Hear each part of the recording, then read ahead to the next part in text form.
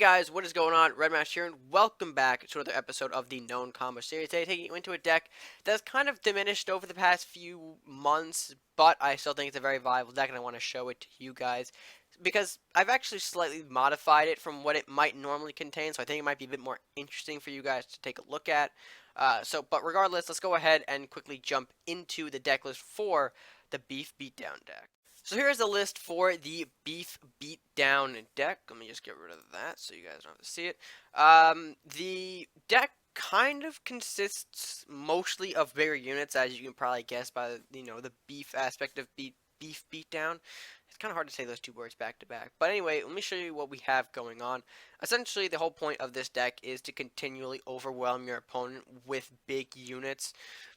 Cards like King Crab, Grendel, Troll Gunner, and Minotaur, cards that aren't too easily taken out by burns, or if they are to be burned, they are going to be taking more than one burn card. So definitely, strong units in that regard. But if you continue to just keep moving them down and overwhelming your opponent, that's kind of how this deck will end up winning for you. And to support them, of course, we are running some good stat buffs, Armory, and Blacksmith. If you guys want to, too, I do notice, when I was making this deck that I didn't really fit in Lightning Blade. So if you guys don't like Spear Strike, but I recommend you do keep the Spear Strike for the draw. But like, if you guys don't think you need the Voyager or Armory, I think that's kind of a good substitute that I might try myself at another time. But maybe one Armory and one Voyager less to fill in for two Lightning Blades. Cause I do feel like the deck might be a bit more threatening without or with them, excuse me. But I haven't actually made those changes myself yet. Something to consider. But anyway. Of course, like I mentioned, big beefy beatdown units: Grendel, King Crab, Trollgunner, Minotaur, Yarm, Yenneroth, and Ragnar. I'm including I included the Ragnar in here to kind of see how he plays nowadays, and he's actually turned out to be a pretty strong unit. Obviously, 2 and 10 doesn't really seem too threatening, but when you look at the Chain Lightning 5, that's kind of the highest chain damage that's currently out there in the game. No other card kind of comes close to that. I think the only thing that might is, hold on, it might be Fist of Donic, but let me just go ahead and see here. I mean, or no, Lightning Blade, actually, excuse me. Lightning Blade at 3 chain is probably the next best thing to Ragnar. But his chain 5 is incredible. But I only run him at 2 thanks to the fact that he is 10 gold, so running him at 3 might be a bit risky. I do have Yarm in the, maxed out though, because I think Yarm is going to be a bit more reliable and helpful than Ragnar, especially because Yarm's got that knockback aspect to him as well. And of course, I am running Yenneroth here to temporarily stall, freeze, if I need to, excuse me. And then Robin's also for another kind of ramp-based card. So that's kind of pretty much the 5 golden up slot. Like I mentioned, the rest, from Grendel to Minotaur are all sort of the beatdown units, and of course Yarm and Ragnar as well. Yenneroth and Robin kind of serve extra purposes rather than being beefy units, but they can be considered slight beef. Maybe not Robin's, but Yenneroth definitely. But on the other side of the spectrum, we do have a lot of support cards, or at least in the early game, to kind of help us out here.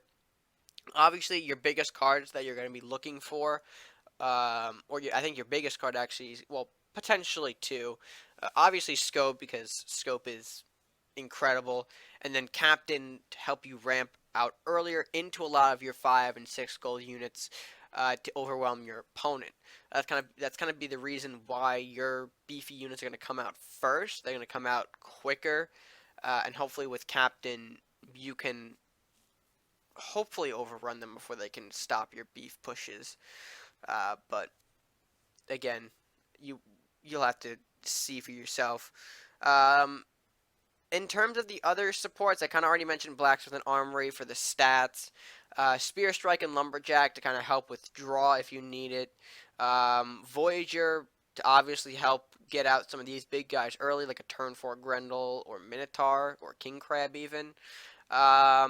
Hassan City Guards is just good stuff.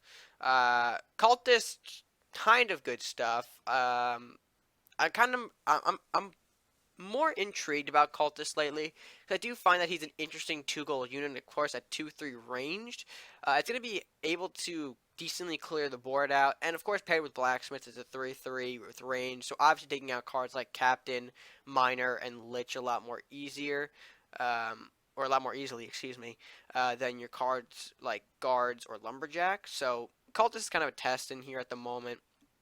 Dagger Storm is your removal.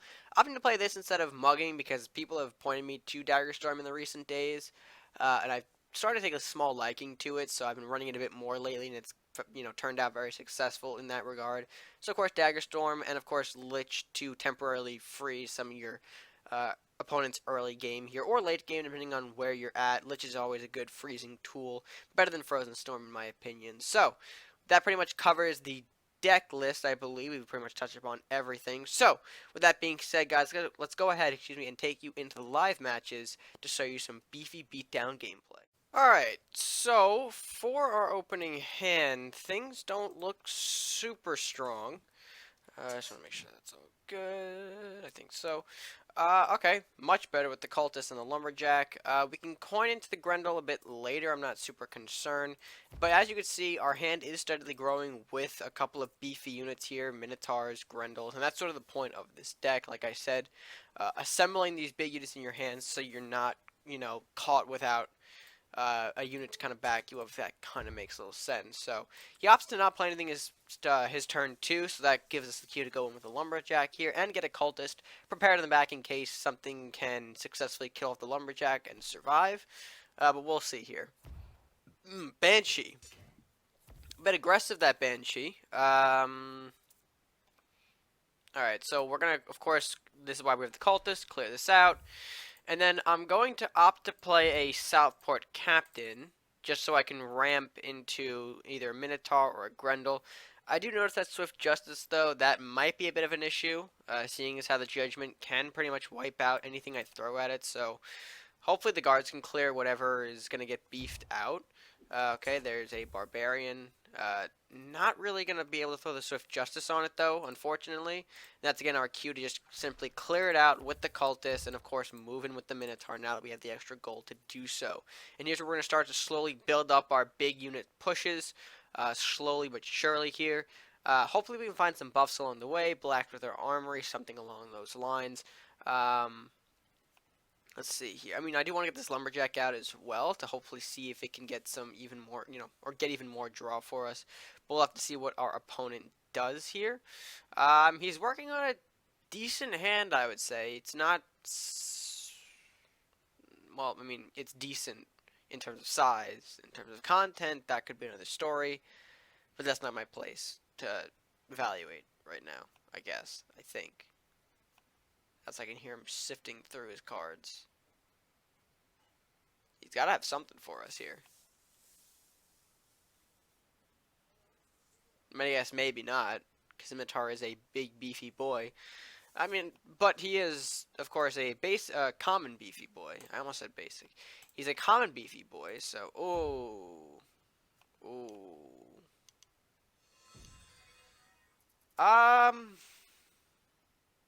alright.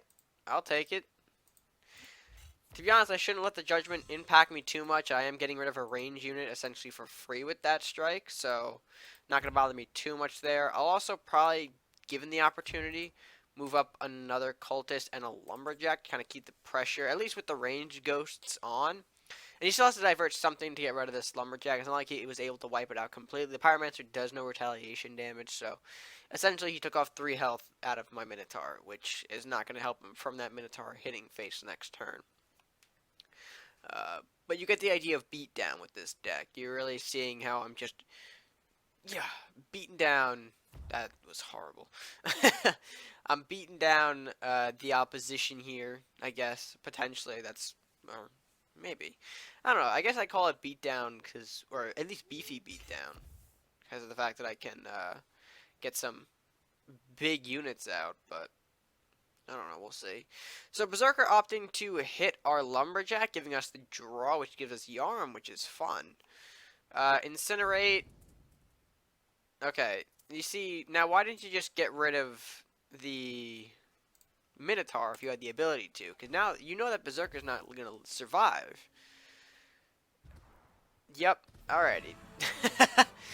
Alright, so with that, that's our first matchup. I think we need to do one more, though, um, just because I think that wasn't the clearest attempt. I mean, it was a basic idea, but I think we need another match to really show off the power of our beefy beatdown. Alright, next match here. We're looking good. We got the Lumberjack and the Captain. The Yenaroth didn't look good, but Ragnar doesn't really help us either, and neither does Robbins, at least in the opening stages here. Even if I am to ramp up with Southport, I can't get to any of this, so it's going to be a bit tricky here. And our opponent is running Pirate Ninja, so a little concern there. I can't do anything turn 2, so I might have to throw a Southport to block, thereby wasting the ramp, which I don't want to do, but I might have to anyway. But we'll see what he does, because you never know. You never know what exactly your opponent's got. A Lumberjack doesn't really tell you all that much, so I'm thinking, though, because he might have something interesting in there. I mean, Pirate Ninja has been the basic monster colors nowadays. If you want to run like, the standard classical monster deck, then of course you got purple, green. You also got some potential in there for a tricky shenanigan-based deck, Magic Eater, Multi-Strike, Lunging Attack as well.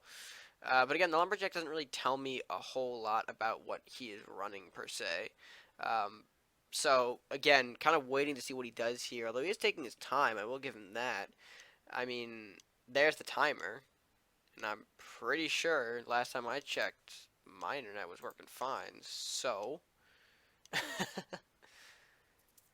we'll see. We'll see. Alright, so he doesn't end up doing anything, which is fine for us, because now we can throw out the Southwood Captain. I do draw this Minotaur as well, which is going to be great to, I guess, follow up the Southport Captain with. So, we'll see. We'll see. But interesting how he kind of didn't really do anything in that turn.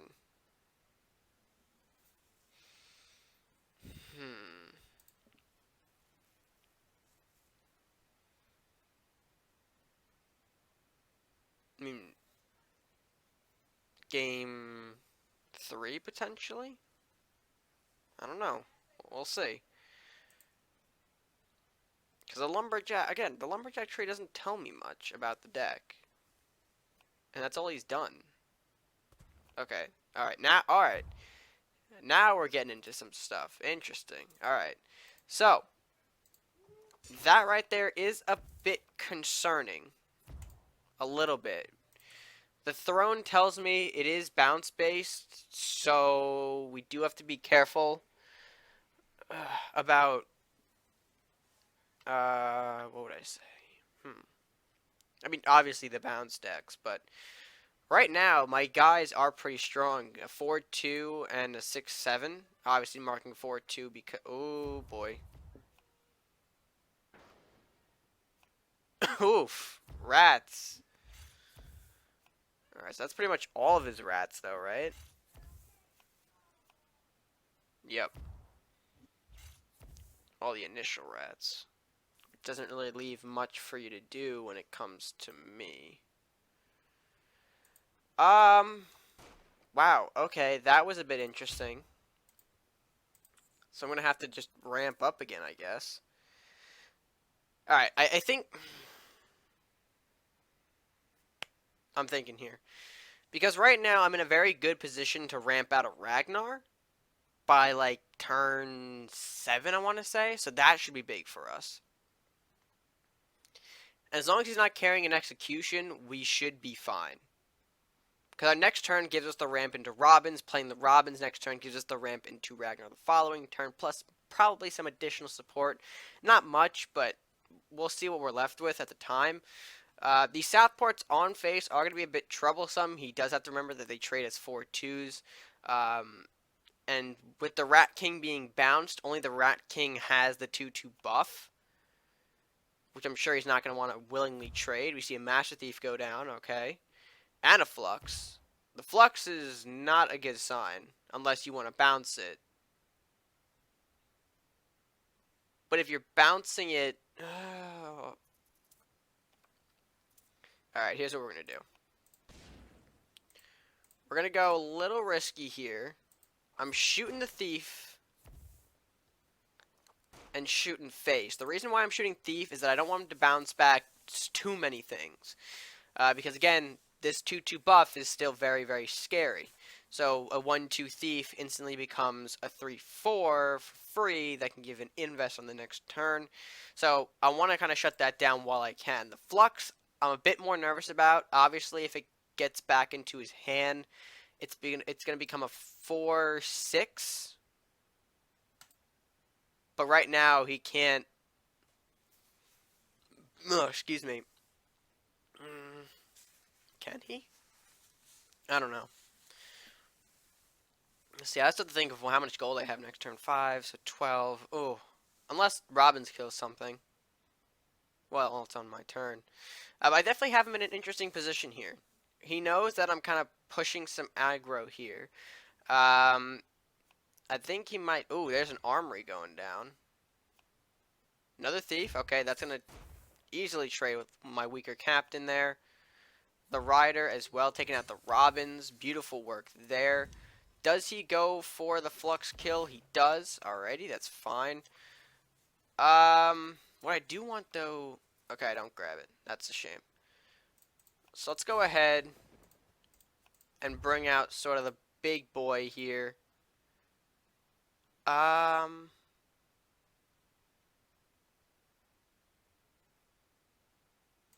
think we do that and pray he doesn't have a lunging swordsman. Maybe I should have thrown him out in front, but that would have given him... Nah, I think we're fine.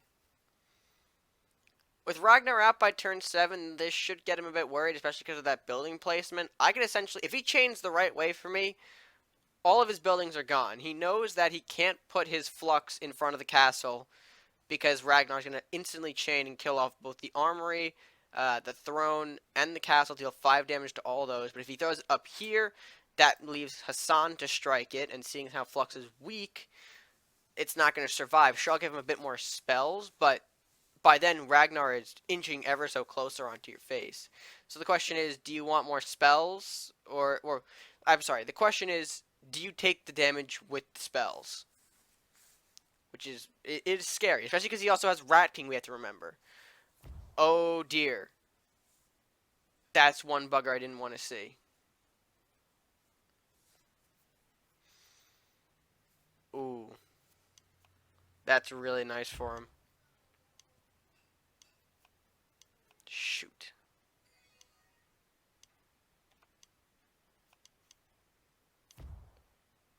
Ah, now you wish you had a movement buff.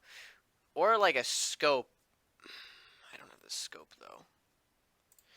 Alright, here's what we do.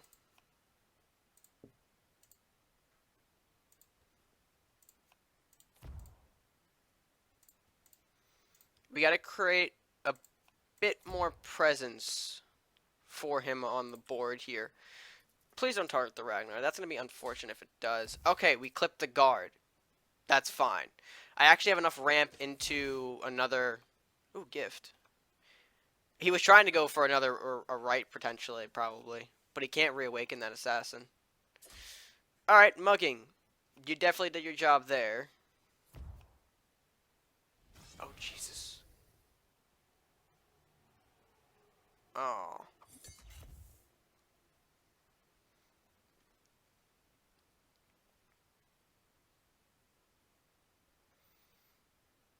Well, that's what we call a no bueno. Oh, look at that in the scope. Okay. I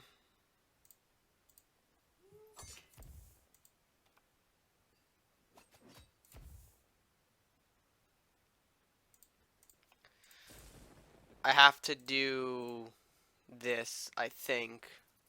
That sharpshooter's gonna get a crazy amount of stats. It can't... Okay. It can't kill... Oh.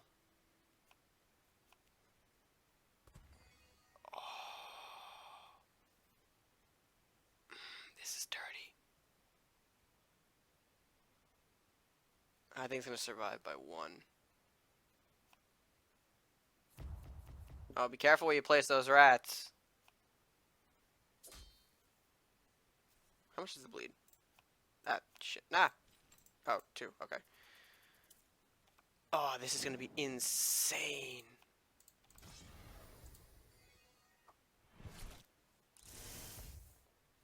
Okay, it did survive by 1. Shoot. Alright, well, you can get frozen now.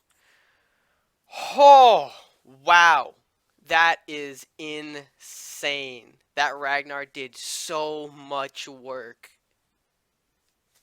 Oh, if you guys don't think Ragnar is strong, think again. Wow. Alright. Now how do we rebound? Because we're still somewhat... We're technically... Well, I would say we're technically in the lead due to the fact we have a 2-9 scoped Ragnar out. The question is, can he deal with this? This is kind of like the game ender here. And you have to remember, too, if I get even the slightest buff, whether it be Armory or Blacksmith in the next draw, this Ragnar is going to become as big as a threat as this one is. Because even if it's one attack, the thing with Ragnar is the chain 5 is what's important, not the base attack. The attack that you get from Ragnar is just a little bit extra. The chain 5 is where you really, want to focus your efforts on. So the mugging by him was a good part in technically crippling this Ragnar temporarily. I think you can't really go. Yeah, you in your mind it's kind of just you hate to see the Ragnar. Yeah, that's game. Wow. That scoped Ragnar did work. And I think his mistake was actually playing that follow-up. That Rat King was very unnecessary. But damn, very, very nicely done by the Beef Beatdown, excuse me. And well played to our opponent there. But damn, that was an excellent Ragnar. Whew. And on that note, guys, I think we are going to call it a video. If you guys did enjoy, be sure to hit that like button, share with your friends, and comment down below your thoughts on the Beef Beatdown deck. Of course, like I said at the beginning of this video, it's not a new concept, but definitely one that I think, I don't want to say like I personally modified, because, I mean, I think I run a more unorthodox style of the deck, but it's still a deck that's been around for some time. Ragnar, a very underused card. If you think about it, a 7-10 for 10, which can be easily ramped out, as you saw in that last match, by turn 7.